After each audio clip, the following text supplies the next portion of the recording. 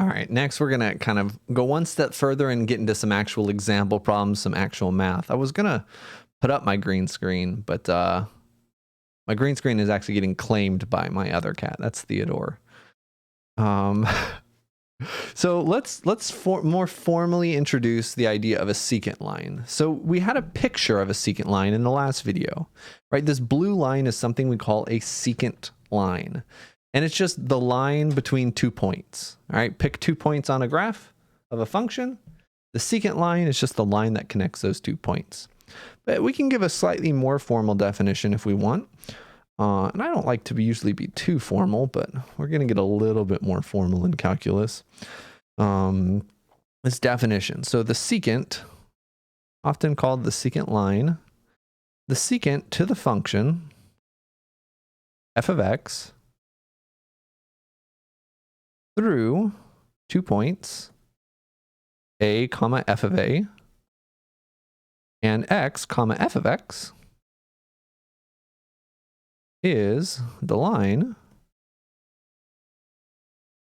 passing through these 2 points. Furthermore, this formula may be useful for you. Its slope is given as m. We'll use the subscript secant. Slope, oftentimes m. Think mx plus b, slope-intercept form. And we'll say which slope there is, because we're going to talk about a lot of slopes in this class. We indicate which slope it is with this little subscript. Slope of the secant line is just f of x minus f of a divided by x minus a. But you don't need to memorize this or anything. This is nothing fancy. This is nothing new. It's just the slope of a line, right? This is just rise over run. The difference in the y values, rise, divided by the difference in the x values, right? These are the y values. The y values are just the function value at x and the function value at a. And the x values are just x and a. So the slope of this line, again, really is just the rise over run. Now, whether you want to do that visually, look at rise over run like this, graphically, or use this formula, is kind of up to you. All right.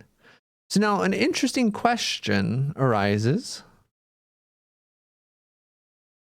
as x gets really close to a. You may have seen this notation before. As x approaches a, what happens? Well, let's look at this graphically. All right. Let me pull this graph over to you. Oh, that kind of rhymed. Let us look. So there's a lot of math. You can focus on the graph. You can focus on the picture if you want. There's a lot of math that connects some topics that we've talked about. Delta y means change in y. This is the function x squared. Don't have to worry about that too much. But look, green is the graph. Red is the secant line.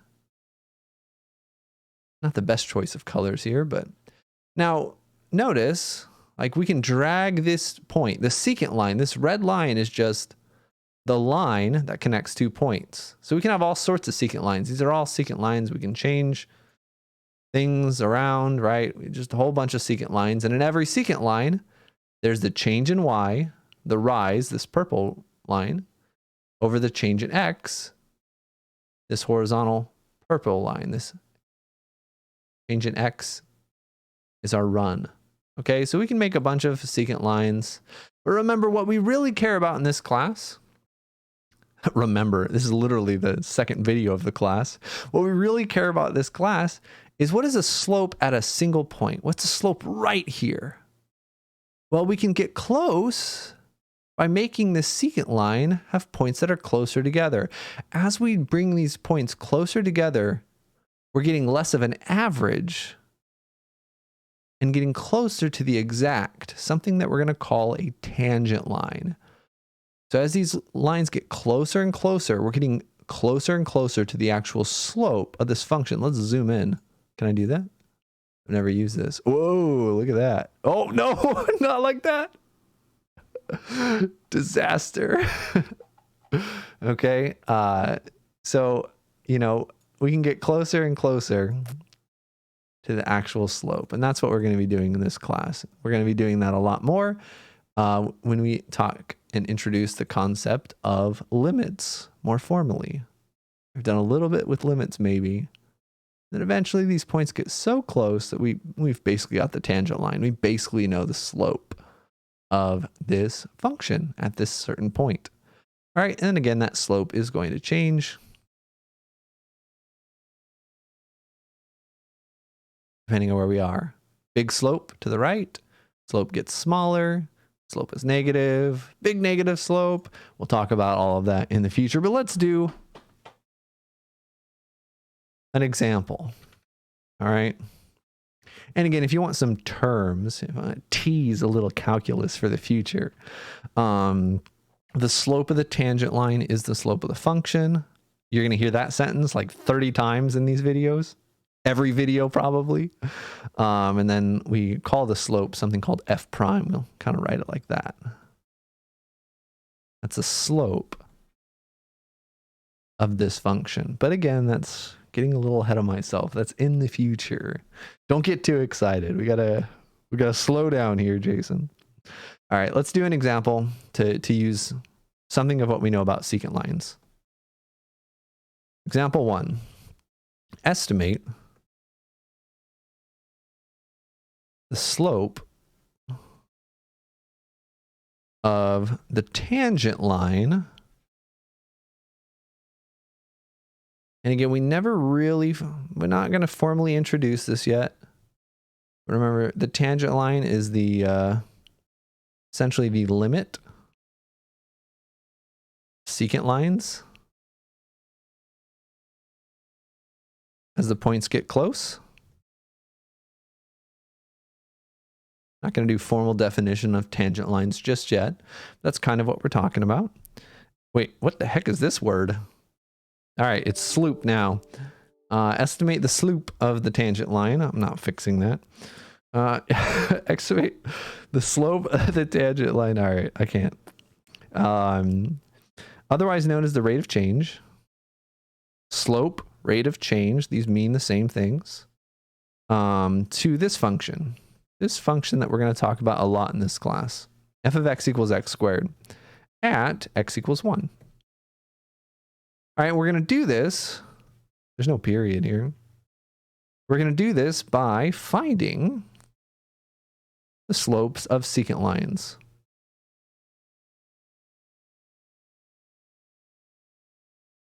Through the point 4, 1. And no period there either. Various points. So we're also going to use the point 2, 4 here. And again, visually, what are we doing here? We're looking for the slope right here. And in part A, we're using this other point as well. X equals 1 and x equals 2. So specifically right here, well, that's not actually our function. Specifically in this example, oh, that's the wrong button. Specifically in this example, right, we're looking at a parabola. We're looking at a parabola. You don't have to graph this. I just want to give a little explanation. All right, and this parabola goes through the point 0, 0, 1, 1, 2, 4, 3, 9, and doesn't quite fit. We're looking at this parabola, and specifically, we're looking at the slope right here. So to start, we're using this point and coming up with a secant line to approximate that slope. This is what we're doing. You're going to see a lot of this sort of thing in this class. Pretend that that curve goes through the point. We're approximating that tangent with this secant line 1, 1 and 2, 4. Okay? So we can use the formula or you can look at it graphically. If we look at it graphically, all we have to do is rise over run. Oh, we're going to approximate it and say m equals 3. If you look at it graphically, right? We're going up 3 and over 1. That's how we can approximate the slope of this parabola. Or you can use the formula.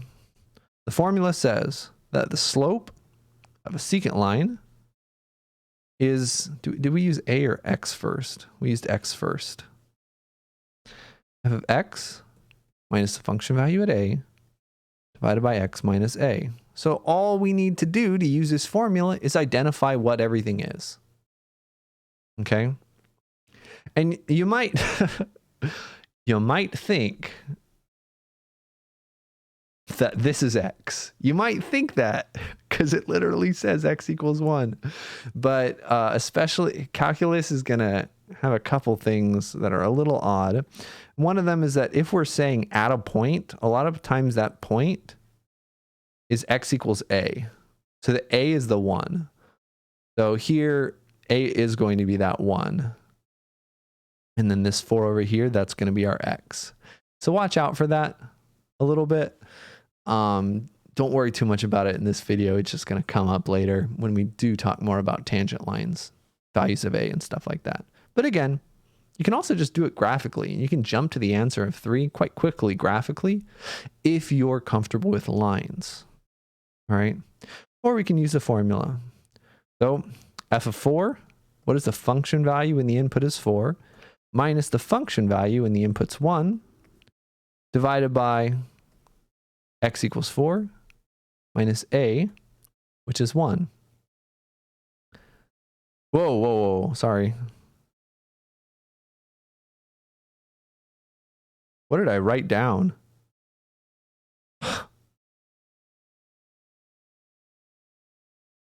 Oops. I had a typo in the problem. The 0.41 is not on the graph. There we go. This is our x value. Ooh, I got really confused there for a second. Hopefully that's also going to happen every once in a while. There's going to be little typos and you're going to be screaming in your chair saying, Jason, look what you did. And then sometimes I'll catch it. And sometimes I'll make a little edit afterwards. Telling you guys. All right. So the function value when x is 2, well, this is our function. So when x is 2, the function value is 4 minus what's 1 squared is 1. 2 minus 1 is 1. And again, you're going to get to a value of 3, just like we did graphically. So we can estimate the slope at this point with a secant line and say, all right, it's about 3. Well, in part B, we're going to do this again. In part B, let's estimate it one more time. Let's use the same function. I'm feeling good about this one. This is going to be a really nice parabola. You guys ready?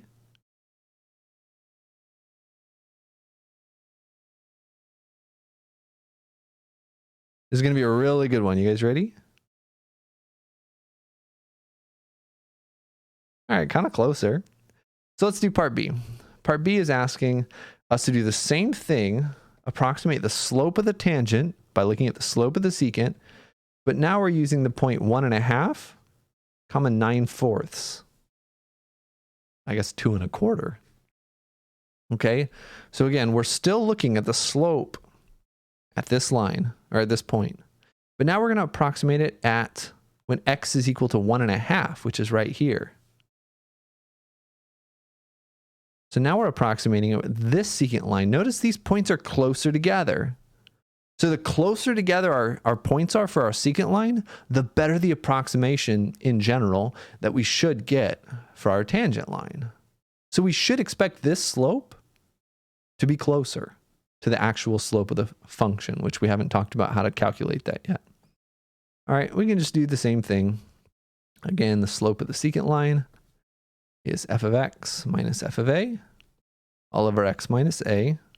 Our a is not changed, right? If we look at the last example, a is still going to be 1. The new point has changed. So this stuff on the left is going to change for part B. Now we have, this is x, and that's f of x. You can just plug those in. F of x is 9/4. minus f of a, which is still 1, divided by x, which is now 3/2, minus a, which is again still 1. All right. Get a common denominator, common fraction. 1 is 4/4. 1 is also 2/2. 9/4 minus 4/4 is 5/4. 3/2 minus 2/2 is 1/2. Simplify common fractions. You can type this into a calculator, or you can multiply by the reciprocal. This is 5/4 times the reciprocal of the denominator, 2/1. 1 cancels with 2.